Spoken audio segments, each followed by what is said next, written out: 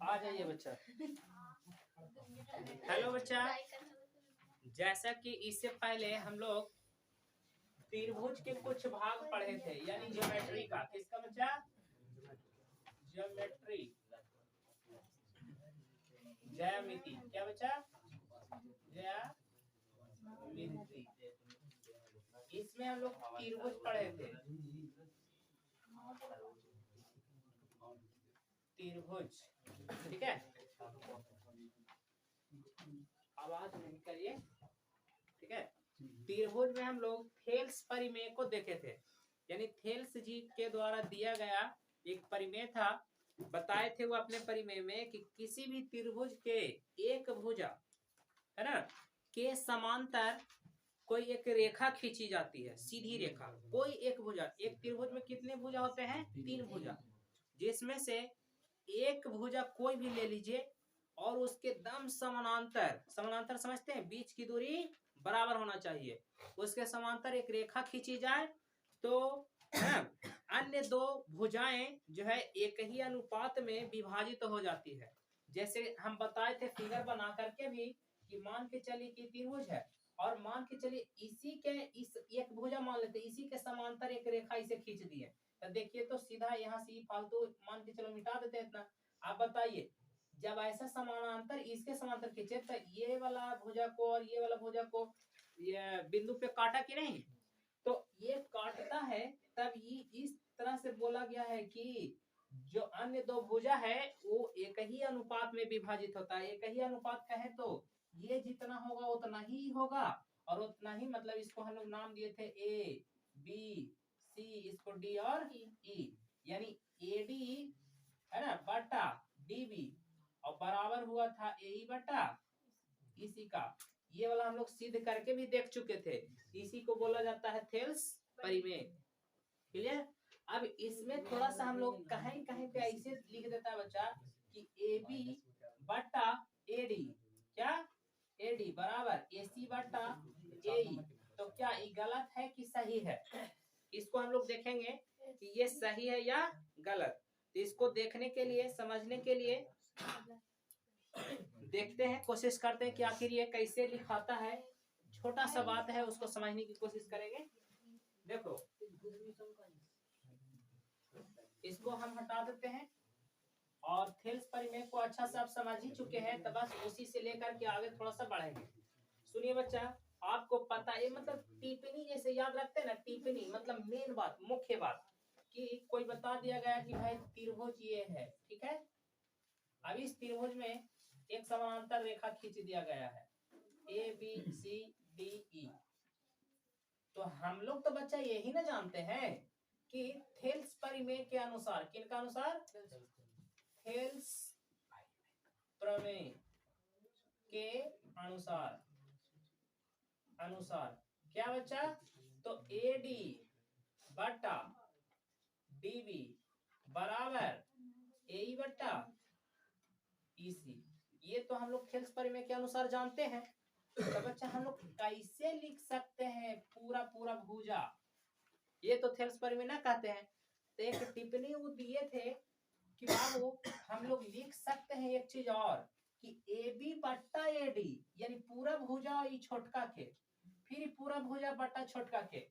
मतलब ना समझे, सोच लो कि छोटका जो है एगो तो बड़ा त्रिभुज ऐसे हमने बना लिए ए बी सी, अरे एकरा में दो त्रिभुज आप लोग के ना दिख रहा है, एगो ए बी सी दिख रहा है और एगो थोड़ा छोटा त्रिभुज ऐसे ना दिख रहा है ए डी ई। बोलिए किनको किनको ना दिख रहा है? दो गो, यानी दोनों एक में चिपका दिया गया है और हम अभी दोनों को निकाल दिए हैं। तो कह रहे हैं कि समरूपता के नियम के अनुसार कि ए डी बराबर, जब ऐसा का भुजा लिए हैं तो एक यही वाला भुजा लेंगे, तो ए डी एक मतलब सॉरी ए बी एक ए डी के बराबर, जब ई लेंगे तो इसके बराबर, ये लेंगे तो इसके बराबर। समझ में बता रहा है? तो यहाँ पे बस उसी के अनुसार कहा गया था कि जब ऐसे लेंगे तो ए बी बटा कौन होगा? ए डी बराबर ए सी, है ना, बटा ए। तो ये ऐसे काहे हुआ, इस चीज को हम लोग समझेंगे। तो देखिए बच्चा, बस जो चीजें हम लोग थेल्स जी के अनुसार लाए थे उसी में बस बोला गया है कि दोनों तरफ एक जोड़ दीजिए, तो लिखेंगे है ना कैसे, तो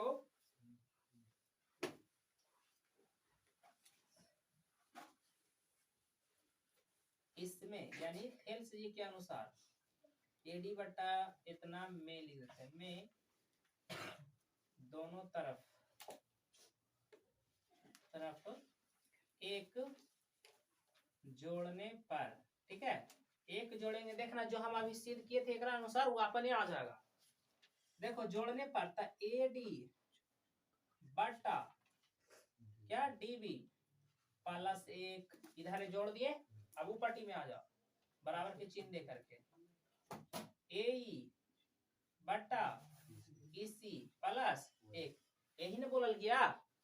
अब आगे सुनिए, ई हम नहीं बोले हैं, थेल्से जी बोले हैं कि बच्चा कभी कभी ऐसा हो जाएगा कि नहीं छोटका ना दे ना यहू दे पूरा बढ़ के दे दिया है, तब कैसे बनाएंगे, तब तो फंस जाइएगा ना मैथ में, इसीलिए बताएं।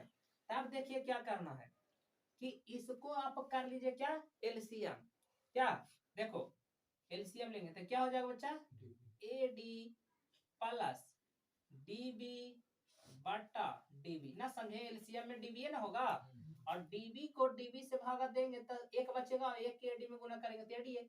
फिर देखिए एक से जब भागा देंगे डीबी में तो डीबी मिलेगा, और डीबी के एक में गुना करेंगे तो डीबी मिलेगा, बराबर यहाँ सेम टू सेम वही चीज मिलेगा, मिलेगा कि नहीं, इसी से इसी में भागा देंगे तो ए ही मिल जाएगा, और प्लस इसी, किसको दिक्कत हुआ, एलसीएम लेने से ऐसे हो गया।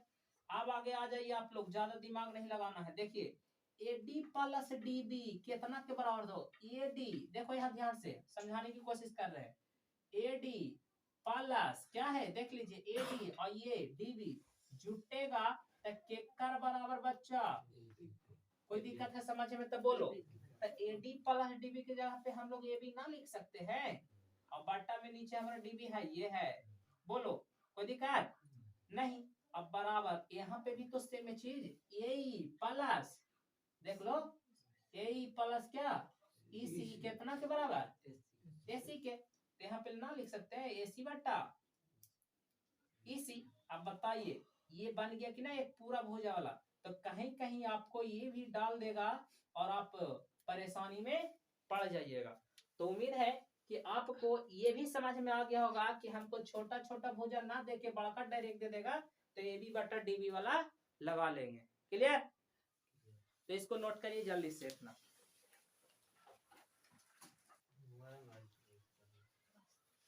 हेलो बच्चा, जैसा कि इससे पहले तो आप लोग देखे थे थेल्स परिमेय, उनका एक विलोम भी दिया हुआ था, विपरीत विलोम मतलब उल्टा, उल्टा ज्यादा कुछ ना था, शब्दों का सिर्फ क्या किए हैं उल्टा किए हैं, अपना जो बोलने का तरीका था उसको उल्टा किए हैं, उसी को कहा गया कि थेल्स परिमेय का विलोम, मतलब थेल्स जी जो है ना जो बात को बोले थे वो बात को फिर पीछे से आगे लाके बोले हैं, यानी इंटरचेंज कर दिया, आगे वाला को पीछे कर दिए हैं, पीछे वाले को आगे कर दिए हैं शब्द में, और उसी को कहा गया थेल्स का विलोम। और ये सब प्रश्न जो है हमेशा एग्जाम में यानी मैट्रिक एग्जाम में हमेशा पूछते रहता है, मतलब हमेशा क्या चांस रहता है 75% आने का, समझे, यानी 25% में क्या क्या और भी चीजें आने की संभावना रहता है, पाइथागोरस हो गया, इसका विपरीत वाला नहीं सीधा वाला भी पूछ दिया जा सकता है। तो समझिए हम लोग मेनली जो बात है बच्चा कैसे समझेंगे कि ये थेल्स का विलोम है कि थेल्स जी का मतलब सीधा वाला है, तो समझिएगा देखो मेनली यही समझना है यहाँ पे कि विलोम क्या हुआ, और मतलब कैसे समझना कि ये विलोम है कि ये थेल्स परिमेय सिर्फ है, ठीक है। तो समझिएगा यहाँ पे आराम से दम, इसमें बोला गया यदि कोई रेखा, आवाज नहीं करो बच्चा, यदि कोई रेखा किसी त्रिभुज की दो भुजाओं को समान अनुपात में विभाजित करती हो, देखिए है ना, बोला गया एकदम आराम से समझिएगा, कोई एगो हम त्रिभुज बना लिए है एबीसी, देख लिए एबीसी, अब बोला गया कोई एगो रेखा आ गया है जने तने से भुलाए भटकाए, लेकिन हाँ एगो भुजा के समानांतर वो रहेगा, अब आके काट दिया है सीधे, देखिए काट दिया ऐसे, तो डी और ई पे क्या कर दिया है कट गया है, अभी जो समांतर आके विभाजित किया तो कहा जा रहा है कि जो विभाजित हुआ है ना वो समान अनुपात में विभाजित हुआ है, ठीक है, देख लीजिए समान अनुपात में विभाजित हो तो यह रेखा जो रेखा आपके काटा था वो रेखा तीसरकी भुजा के समांतर होती है। देखिए बच्चा, ये जो आपके काटा ई रेखा तीसरा भुजा यही ना है, एक समांतर होती है। ये बात बोले थे, इसी को हम लोग कहते हैं थेल्स जी का विलोम। क्या विलोम? अब इसी चीज को हम लोग पूरा इसमें समझेंगे।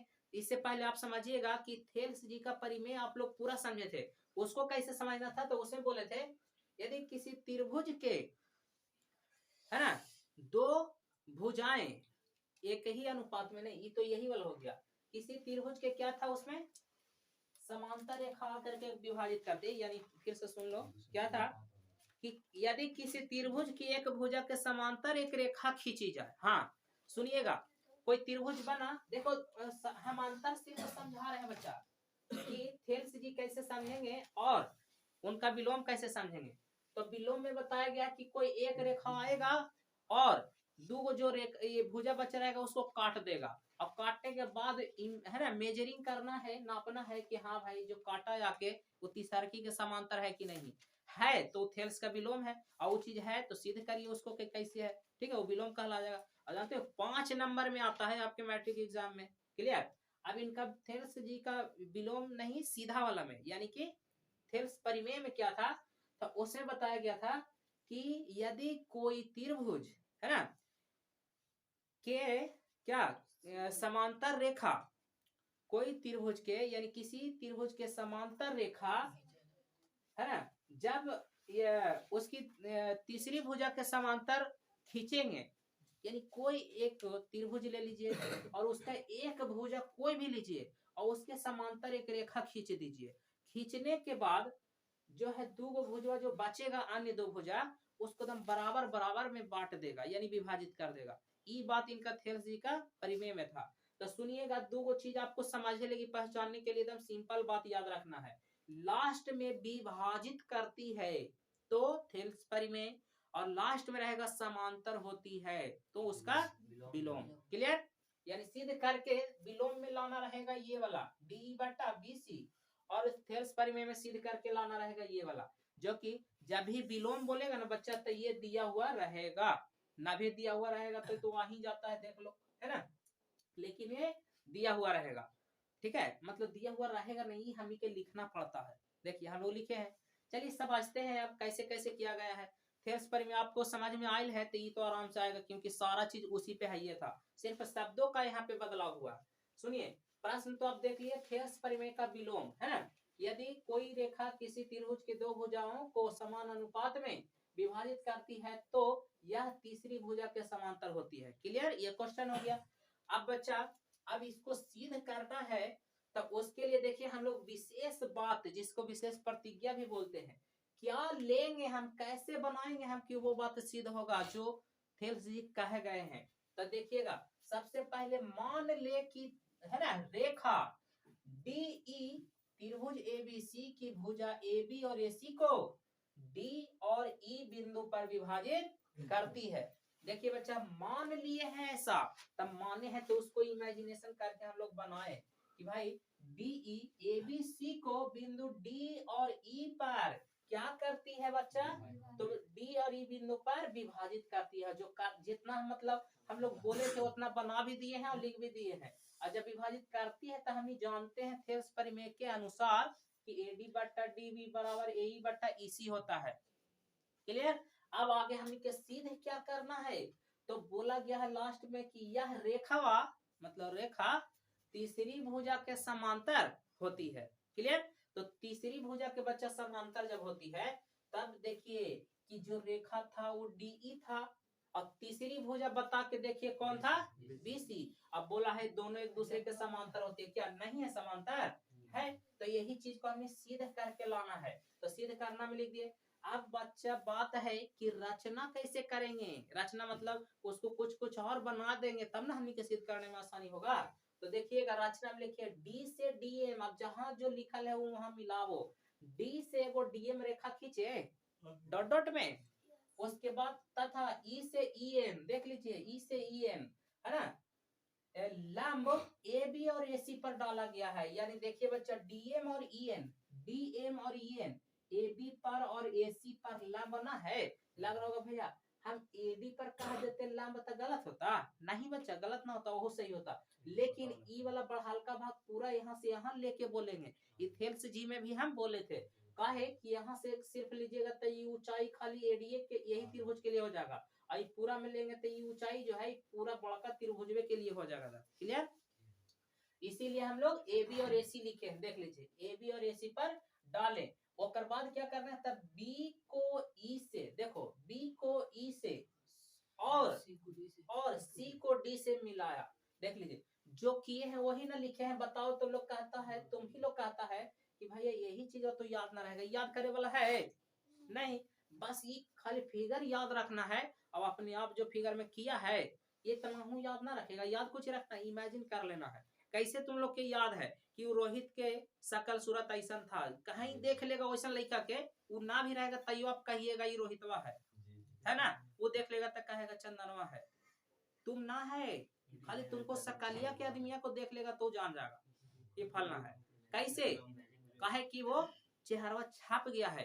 तो ये सोच लो थेल्स जी द्वारा दिया गया त्रिभुजवा की शकल है, और इस शकल आप लोग अपने नजरियों में कैद कर लीजिए, और जहां भी आएगा चुपचाप एकदम ऐसे शकल के वहां पे छाप देना है, और ओकरे अनुसार ये तीन चीजें लिख देना है। क्लियर? विलोम कहेगा तो सीध करे वाला में ही लिखना है, और थेल्स पर में कहेगा तो ई वाला सीध करे में लिख देना है। क्लियर? अब आगे बढ़ेंगे कि अपना ये प्रयोग कैसे कैसे किया। तो देखिए प्रूफ में बच्चा चले हैं, त्रिभुज ई ए डी का क्षेत्रफल, तब त्रिभुज खोजो कि ई ए डी कहाँ है।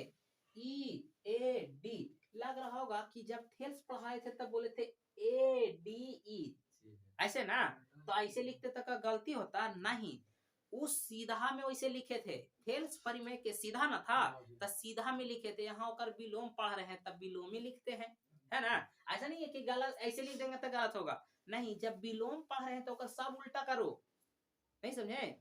हम लोग इसको इधर से भी गिन सकते थे, डी ए ई भी गिन सकते थे, लेकिन ना ही किए, है ना, मतलब ऐसा नहीं हम लोग पढ़े, इधर से पढ़ रहे, काहे उल्टा पढ़ रहे हैं हम लोग, उल्टा मतलब विलोम, अब विलोम पढ़ रहे तो सब काम में उल्टा हम नहीं करते रहेंगे काम में। तो देखिए ई ए डी का क्षेत्रफल में हमेशा याद रहेगा, चाहे आप जैसे ओकरा पढ़ो घुमा के, क्षेत्रफल तो वही होगा 1/2 इंटू आधार इंटू ऊंचाई। ये तो आप लोग तन्नी को बोतरू थे तबे से पढ़ते आ रहे हैं कि क्षेत्रफल यही होता है ना। तो देखिए 1/2 तो रह गया, अब आधार बच्चा। तो देखिए तो जब हम लोग पढ़े हैं ऊपर वाला त्रिभुज के किधर से ई ए डी का, तो सोच के देखो कि जब ई ए डी के लिए तो कौन वाला क्या आधार लेंगे और किसको हम लोग ऊंचाई लेंगे। लग रहा होगा कि जब इधर से हम लोग लिए हैं तो एकरा आधार लेवे कि एकरा लेवे कि इसको लेवे। तब बच्चा एकरा में से आप विलोम चल रहे हैं तो सबसे पहले कोई एक भुजा के लेके चल लेते हैं। देखिए ई वाला के आधार ले लेंगे, लग रहा होगा इधर से घूमना चाहिए था, ऐसा कोई बात नहीं है, दोनों के पारा पारी तो ले भी पड़ेगा। अगर इधर से लेते तो ई वाला बाद में आता, इधर वाला लेते तो ई वाला बाद में आता, तो कोई एक के काम कर लेते हैं। देखिए पहले आधार एडी को ले लिए, किसको एडी को, तब बताइए तो ऊंचाई कौन होगा, एडी पर कौन खड़ा है ई एन। तो देखिए तो ऊंचाई की जगह पे ई एन लिखा हुआ है, कोई दिक्कत ही लाइन समझने में। फिर बस सेम काम और आगे में बढ़े हैं, ई डी बी का क्षेत्रफल आप खोजो। देखिए ई डी बी, और उसमें कैसे पढ़ते थे पता है, बी डी ई, सीधा वाला में बी डी पढ़ते थे और उल्टा में पढ़ रहे हैं ई डी बी। तो उल्टा है तो उल्टे ना पढ़ेंगे, बात समझ में आ रहा है ना। एकर वाला लाना है तो उधर से पढ़ेंगे, और ओकर वाला लावे लगी रहेगा तो किधर से पढ़ेंगे, यही तो विलोम है, नहीं समझे। इधर वाला एडी और डीबी के बात चल रहे हैं तो उधर से पढ़ रहे हैं, शुरू कर रहे हैं, और जब इधर वाला लावे रहेगा तो हम लोग यहाँ से शुरू करेंगे पढ़ने लगी। क्लियर? तब और सीधा वाला में जाने जैसे पढ़ते थे वही वाला लिखते थे। क्लियर? तो आगे समझिए, अब ये लिख दिए ई डी बी का क्षेत्रफल, तो वही आधार है ना 1/2 आधार इंटू ऊंचाई। क्लियर? 1/2 रह गया, आधार बताइए, देखिए आधार इसका डीबी और ऊंचाई बताइए, लग रहा होगा एकरा में ऊंचाई है ये नहीं, तब पिछल का बताए थे कि जो ए बी पर ऊंचाई है उस सब के लिए हो जाएगा, है ना, पूरा आधार एसी के लिए। तो ई एन एकर ऊंचाई होगी बच्चा, देख लो आराम से दम हो गया ना, डीबी इंटू ई एन। चलिए ई काम खत्म हुआ, दोनों के निकाल लिए। तब देखिए यहाँ से ई काम उसमें भी करते थे कि दोनों के अनुपात निकालेंगे क्षेत्रफलवा के। तो ई ए डी का क्षेत्रफल बटा त्रिभुज ई डी बी का क्षेत्रफल, और दोनों क्षेत्रफलवा आए दोनों रख दिए हैं। 1/2 से 1/2 चल गया फतेहपुर, और ई एन से ई एन भी चल गया नानी घर, समझे। अब बच गया कौन, ए डी बट्टा डी बी, समझ बताया। हाँ, अब एटी बट्टा डीबी आ गया है, एकरा 1 मान लिए, कोई दिक्कत। इसके बाद हम लोग हाउरा 1 मान लिए। अब उसके बाद अब उस साइड वाला लाने के लिए देखिए क्या लिखे हैं, ई ए डी का क्षेत्रफल लग रहा होगा। फिर यहाँ से शुरू किए, इधर से ना कर देते, कोई बात नहीं है, ई पढ़ ना रहे हम लोग। इधर वाला तो कवर कर लिए ए बी वाला पूरा, अब उधर वाला करना है। चाहे डी ए ई पढ़े चाहे ई ए डी पढ़े, हम लोग को ऊपरी वाला त्रिभुज का ही कवर करना है। तो देखिए ई ए डी का क्षेत्रफल बराबर 1/2 इंटू आधार इंटू ऊंचाई है। ये सही याद हो गया है, क्योंकि आप लोग दम बच्चा में पढ़े थे ये वाला, जिस समय कुछ याद ना रहता था उस समय, क्लियर। तो 1/2 इंटू ए काहे ए लिखे हैं, तो देखिए तो आधार की जगह पे ए लग रहा होगा, एडी काहे ना लिखे, तो एक बार ले लेवे किए तो 2 बार करिएगा नहीं। ए अब जब ए लिए है तो एक लगी ऊंचाई कौन होगा, डीएम होगा।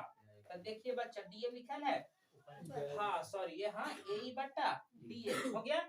उसके बाद एक लाइन और चलना है, त्रिभुज डीईसी का क्षेत्रफल देख लो यहाँ, डीईसी का क्षेत्रफल, यही त्रिभुज के, चाहे ऐसे भी पढ़ सकते थे सीईडी है ना, ईसीडी कैसा हूं पढ़ सकते थे, ठीक है। तो ये हो गया, इसका क्षेत्रफल भी 1/2 आधार इंटू ऊंचाई होगा। देखिए 1/2 आधार एक में कौन हो जाएगा, एसी जो बचा हुआ है, इंटू डीएम उसका ऊंचाई, सेम वही प्रोसेस से। अब इन दोनों के फिर से अनुपात निकाल लेंगे, त्रिभुज ई ए डी का क्षेत्रफल बटा त्रिभुज डी ई है ना, ई का क्षेत्रफल, क्या क्षेत्रफल, ठीक है। हाँ, अब दोनों के बराबर किए तो देखिए ये वाला आया हुआ है ऊपर रख दिए, ये वाला आया हुआ है नीचे रख दिए, और 1/2 से 1/2 पता है ये फतेहपुर गया था, और डीएम से डीएम अमर नानी घर चल गया। फिर तो ए बट्टा ईसी ये आ गया समीकरण 2, कोई दिक्कत। अब बच्चा कुछ नहीं, थोड़ा सा जो समझने वाली बात है, इतना काम तो बच्चा थेल्स परिमेय में भी करना पड़ा था ना। अब इतना के बाद यहाँ से थोड़ा सा नया चीजें समझिए, दिया हुआ है कि, तो देखिए तो दिया हुआ तो है ये था हमने के पहला ही, क्या एडी बट्टा डीबी बराबर ए बट्टा ईसी। तो समीकरण 1 और 2 से, क्या समीकरण 1 और 2 में था, ये सही ना बराबर होगा, समीकरण 1 और 2 से चलेंगे तो ये बराबर हो जाएगा। तो देखिए समीकरण 1 ई वाला है, समीकरण 2 ये वाला, लग रहा होगा कैसे, देख लो, ई वाला से समीकरण 1 आया है, ई वाला से समीकरण 2 आया है, तो समीकरण 1 समीकरण 2 से क्या हो रहा है, तो ई डी बी का क्षेत्रफल बराबर हो जा रहा है त्रिभुज डीई सी का क्षेत्रफल, है ना। और साथ में और कुछ हो रहा है, तो साथ ही एक ही आधार डीई के एक ही ओर स्थित है, कौन, देखिए ई डी बी का क्षेत्रफल खोजिए, ई डी बी यही वाला ना, बराबर त्रिभुज डीईसी, देखो डीईसी, देखिए फिर से समझिएगा, ई वाला से आई से, और फिर देखो यही वाला से ई कैसे होगा, आई से ना, तो ये आधार डीई बन जा रहा है, ठीक है। एक मिटा देते हैं, यहाँ समझो, देखो डीई दोनों त्रिभुज के बोले लगी कॉमन हो जा रहा है, देखो कैसे, यहाँ देखिएगा ई डी बी, देखो ईडी आ गया, यानी डीबी का चाहिए ईडी आ गया, किले बोलने लगी, मतलब पढ़ने के लिए। अब इसको पढ़ो, डीईसी डी देखो डीईसी, यहाँ देखिए डीईसी, इसमें भी कॉमन हो गया। तो इसका मतलब ये हुआ कि कोई दुगो में से हम लोग पढ़ रहे हैं त्रिभुज, ई वाला पढ़े चाहे ये वाला, दोनों में कौन आ जा रहा है, डीई। तो ही बोला गया कि साथ ही एक ही आधार उसका रहेगा, कौन, डीई के एक ही ओर स्थित है, और दोनों त्रिभुजवा है जो एक ही ओर है, ऊपरे नहीं गया है। देखो ये वाला भी आधार से नीचे है, डी से नीचे, और ये वाला भी त्रिभुज आधार से नीचे है, दोनों एक ही ओर है, क्लियर। इसीलिए अर्थात में अतः में सब चीज लिख देंगे कि डीई समांतर है बीसी का, क्लियर। और यही चीज हमने के यहाँ प्रूफ करना था। तो बच्चा इतना लिखने के बाद लास्ट में हमने लिख देंगे कि डी समांतर, इसको हम लोग समांतर के चिन्ह कहते हैं, क्या है, समांतर का चिन्ह है। क्लियर, समानांतर। क्लियर। तो उम्मीद है कि आप लोग को थेल्स परिमेय और थेल्स परिमेय का विलोम बहुत ही अच्छे ढंग से आया होगा समझ में। इसका थेल्स परिमेय का एक वीडियो अच्छा से आप लोग देख लीजिएगा, जिसमें थेल्स का हिस्ट्री बताया है, हिस्ट्री ऑफ थेल्स परिमेय, उसे पूरा इतिहास बताया है, कैसे हुआ, क्यों दिए थे थेल्स जी ने, और आज उनका हम लोग देख लिए उनका है ना परिमेय। अब इस पे कुछ बनने वाले सवाल को हम लोग देखेंगे। ठीक है,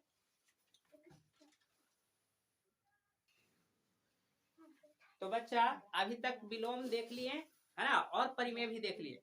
अब इनके आधार पर दिया गया कुछ प्रश्न को देखते हैं, जो आप लेके है ना, आप लोग को मैट्रिक एग्जाम में दम आता ही है 2 नंबर में। ठीक है, देखिए कैसे प्रश्न रहता है।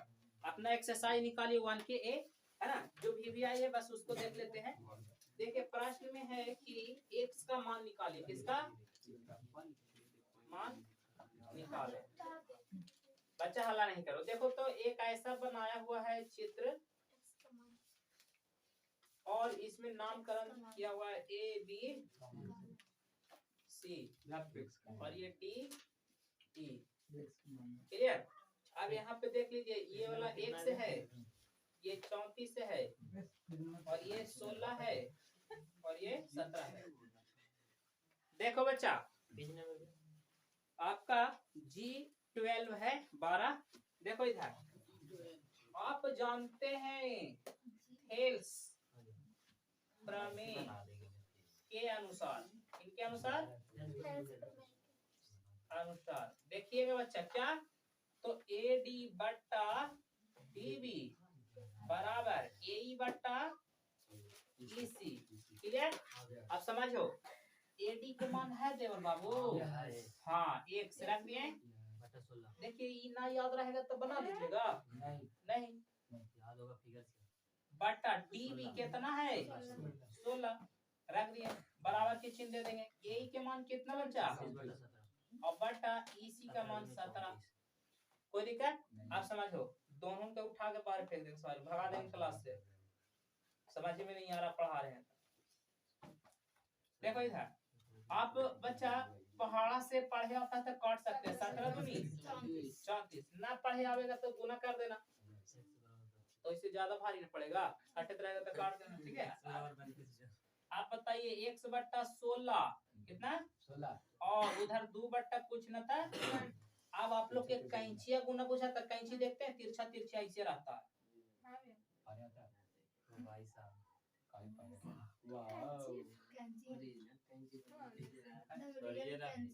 हाँ ऐसे रहता है, तो मतलब ऐसे से गुना कर लेना। ठीक है, तो कैंचिया गुना होता है, समझिए। इसको यहाँ तो x को 1 में गुना करेंगे तो x से होगा, और 16 दूनी 32। ये आपका क्या हो गया आंसर। आप देखिए आंसर, x कहाँ था, यहाँ एक मतलब ये 32 है। समझे, आपको लग रहा होगा कि आप बोले थे कि भाई ये जितना होता है उतना ही होता, तो रेशियो ना देवल है, तो रेशियो बराबर नहीं होता, आगे पीछे आता है काटने के बाद। जैसे 2/4 लिखा है, तो काट के 1/2 के बराबर ना हुआ, 1/2 का हो चाहे 2/4 का हो। ठीक है, 1/2 बस बराबर में हुआ। तो ये नोट करिए, इतना ही हो गया। इस प्रकार के प्रश्न आपको दिया हुआ था, और भी देख लीजिए, हाला नहीं करेंगे। देख लो बच्चा, एक बार आपका दिया हुआ है इस प्रकार के, हाँ हाला नहीं करो, देख लीजिए। देखो इसमें है A C D, यहाँ ना है क्या है BC है, हाँ ABC ऐसे है। अब सुनो ध्यान से रे साधु कुमार, देखो एकदम जागली जैसा करता रहता। देखो यहाँ से वो ऐसे बांट दिए, ठीक है। अब इसका नाम क्या देंगे, लग रहा है सब में बीचों डी ही देंगे, ना ही जरूरी ना है ना, आपको मन करेगा, लेकिन ज्यादातर थेल्स जी डी लेके चले हैं, तो हमारी थेल्स जी से ज्यादा महान है, हम लोग भी डी लेके चलेंगे, है ना। कहीं कहीं पे ये क्वेश्चन में दे देगा, वहां पे चेंजिंग, था हमने की कोई दिक्कत नहीं, वही हिसाब से बनाएंगे। देखो इसमें ये वाला x है, ये वाला 9 है, और ये टोटल है बच्चा कितना 21 है, और ये वाला x + 7 है। ठीक, तो पूछा गया है क्या एक्स का मान निकालना है बस हम लोग के। अच्छा येहू पता रहता तब तो फार्मूला पे रख देते थेल्स परिमेय के अनुसार। सुन लो और आवाज नहीं करो, ठीक है। देखिए तो ये पूरा देवल है, तो ये पूरा है देवल नहीं देवल है, लेकिन हाँ एगो दम अभी वाला एगो पढ़े थे पूरा पूरा वाला ए बी बट्टा डी बी, ओकरा पे बनाएंगे तो ना आएगा ए सी बट्टा ए कहो कैसे, तब डी बी है पता एक्स है, ए बी है पता हाँ 9 है, पूरा पूरा भी तब पूरा येहू पता है पूरा येहू है, कैसे तब देख लो पूरा। जिसे कहने के मतलब हमने फार्मूला देखो थेल्स के अनुसार, थेल्स जी के अनुसार, ठीक है। ये चीज जरूर लिखिएगा। देखिए क्या ए बी बट्टा टी बी लग रहा होगा कि तो थेल्स जी में नहीं था, वही ना दिए थे कि एक जोड़ के ऐसे कर लेना बराबर ए सी बट्टा ए ई। अब बताइए कि ए बी कहां से लाएं, तो आपको पता है कि ए बी बराबर देखो कोची कोची है A D plus D B, और ए डी है एक्स डी बी है एक्स प्लस 7, यानी 2x प्लस 7 हो जाएगा पूरे ए बी के मान। तो ए बी की जगह पे रख दो कितना एक है ना 2x प्लस 7 बट्टा डी बी कितना x बराबर ए सी कितना ये डी बी एक्स प्लस 7 है। हाँ सॉरी नहीं हम ही गलत लिख दिया, डी बी नहीं लिखना है, यहाँ पे क्या लिखना है ए डी ना, अरे ए डी यही होता चलता है, समझे गलती लिखा गया था वो टेंशन ना लो सुधार दें क्लियर। अभी इधर AC कितना 21 बट्टा AE कितना 9। अब हल कर दीजिए, 3 का पहाड़ा में 7 और 3 का पहाड़ा में 9 भी 3 7 21 3 दिया 9।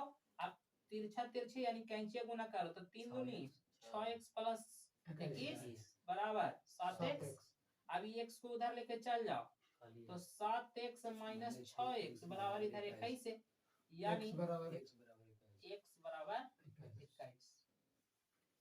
बड़ा खतरनाक क्वेश्चन था, सही है 21 आंसर दिया। चलिए एडी बटा डीबी एडी बटा डीबी ना, हाँ होता है देखो है ना। तो एक और ना बताए थे अभी थेल्स जी के अनुसार दूगो कि जब पूरा पूरा देवल रहेगा तब के लिए तो वहां पे रखे हैं। हाँ लग रहा होगा कि तो भैया ई वाला पे करेंगे तब ना जाता है, और मान के चलिए वो नहीं आता तो एडी बटा ई वाला पर डीबी वाला पे ही ना करा है, एक पे करेगा तो नहीं आंसर आएगा, काहे नहीं आएगा आंसर के दादा भी आ जाएगा यहाँ। देख लो कैसे एडी है पता एक्स डीबी है पता बिल्कुल है लिख दिए। हाँ बच्चा यही नहीं पता है, वो तो है ही है ना पता, लेकिन ई ना पता थी जब पूरा पता है 21 तो ई कितना होगा 21 में से 9 घट के है ना 21 में से 9 घटेगा तो 12। अब 12 खाली लिख दो यहाँ पे। अब कुछ है 3 का पहाड़ा में 3 दिया 9 3 चौके 12, अब गुना कर दो तो ये हो जाएगा आपका 4x बराबर 3x प्लस 21, 3x इधर आएगा तो 4x माइनस 3x बराबर 21। तो देखो x बराबर 21 ऐसे भी आ गया, आपको जो अच्छा लग रहा है उससे बना लीजिए क्लियर। तो ये बहुत सुंदर क्वेश्चन था है ना, तो आप लोग जितना सुंदर है वैसा ही इतना नोट करिए। तो बच्चा अभी तक 2 प्रश्न को देखे हम लोग थेल्स परिमेय वाला पे, एक तीसरा प्रश्न देख लेते हैं उसके बाद कुछ गुण धर्म है उसको देख लेंगे ठीक है। तो देखिए एक जो प्रश्न है बहुत ही सुंदर क्वेश्चन है ना, बड़ा पार कर दिया है उसको आती है ये है क्वेश्चन। देखो ऐसे तीर के निशान लेके पार कर दिया है तो आप घबरा जाइएगा कि ला ये ऐसे कैसे हो गया, टेंशन नहीं लेना है, हम लोग बढ़ा के तो ओकरा से का दिक्कत जो कटा वो इतना ही ना लेंगे। सुनिए ये वाला तो ए रहेगा ये बी रहेगा और ये सी।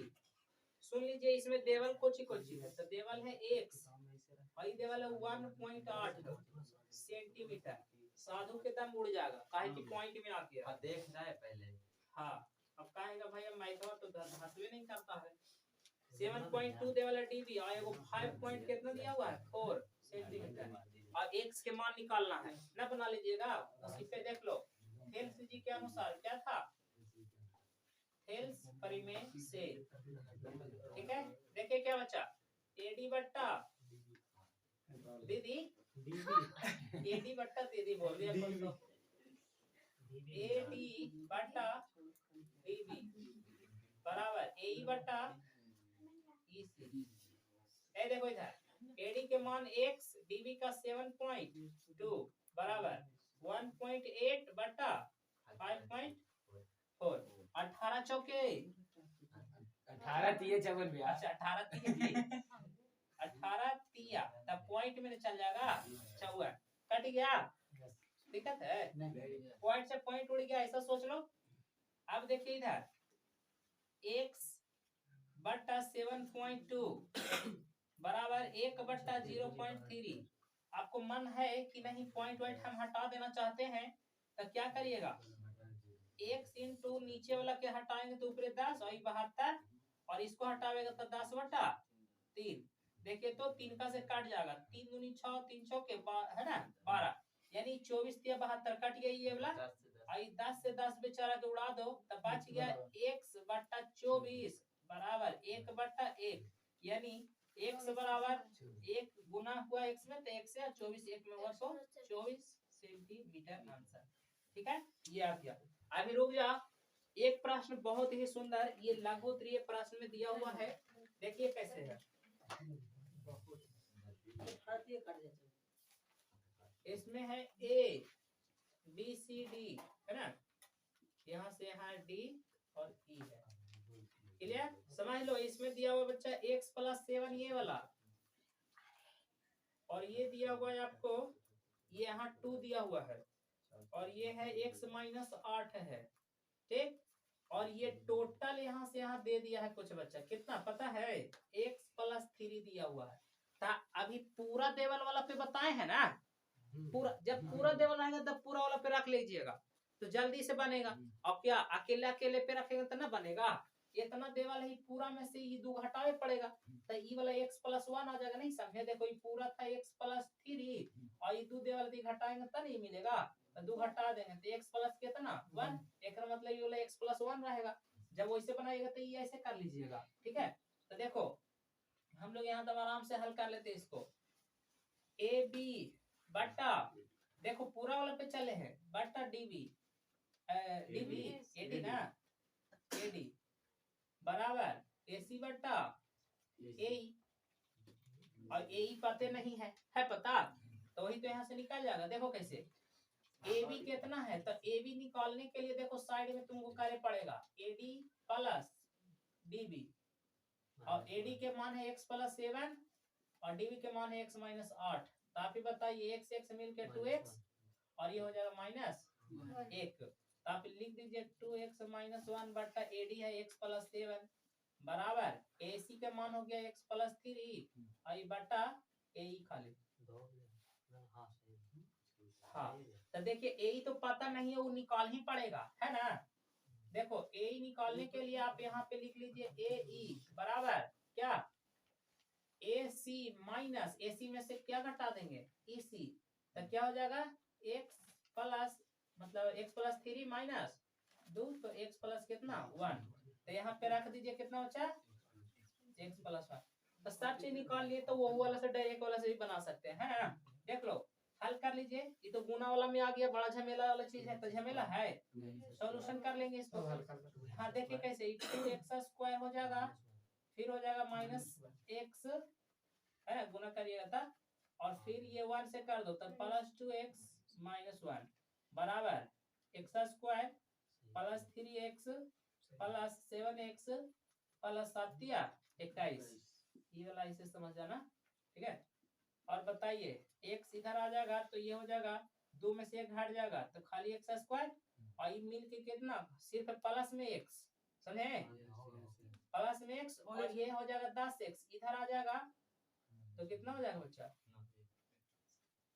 इससे बड़ी बड़ा लगा चल जाएगा नहीं इसको हटा दे कि बता ही दे अरे द्विघात समीकरण बनाना पड़ेगा तो उससे कोई दिक्कत नहीं है देखो देखो एक 2x² और ये हो जाएगा माइनस x प्लस में x सिर्फ माइनस 1 बराबर x² और ये हो जाएगा प्लस में 10x प्लस में 21।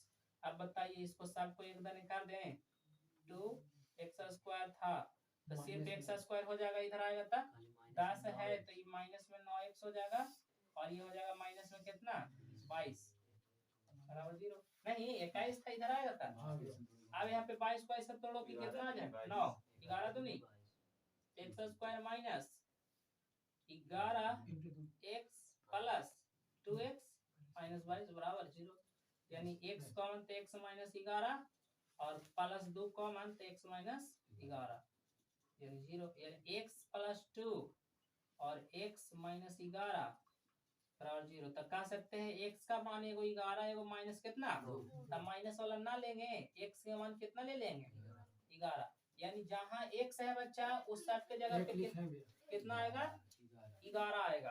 तो यही आपका आंसर दे रहा होगा, x के मान निकालना था। ठीक है, इसको एक तरीका से और बना सकते थे, कैसे, डायरेक्ट रख के। ठीक है, तो चलिए इतना यही वाला से बना लो जब इससे बनाया था। कोई दिक्कत, समझ में आ गया है बच्चा? थोड़ा सा और सुन लो एक बात, जब समरूप होने की त्रिभुज को जब बोला जाएगा, अच्छा ठीक है लिख लीजिए, समरूप होने के लिए बोलेगा तो थोड़ा सा सुन लो, खाली थोड़ा सा 1 मिनट, कि उनके संगत कोण बराबर होगा और दूसरी चीज उनकी संगत भुजाएं अनुपातिक होगा। ठीक है, लिख लीजिए। अब है ना, अगली बार इसको और समरूपता के नियम को समझाएंगे ना तब। और आज के लिए बच्चा इतना पे ही रहने देते हैं। ठीक है, आप लोग अच्छे से मजे करिए।